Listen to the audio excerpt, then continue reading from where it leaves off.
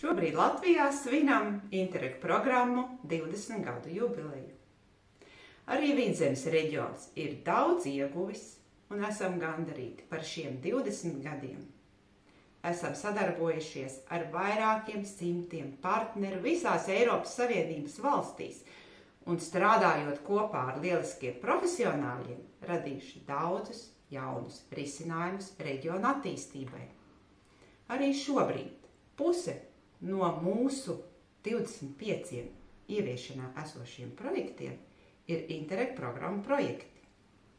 Interreg programmu būtība ir izprast savus mērķus, savas problēmas un kopīgi sadarbībā tās risināt. Iegūstot no partneriem un daloties ar partneriem savā pieredzē un savās zināšanās. Daloties zināšanās, mēs tās vairojam. Es novēlu katram šo dalīšanās prieku izbaudīt.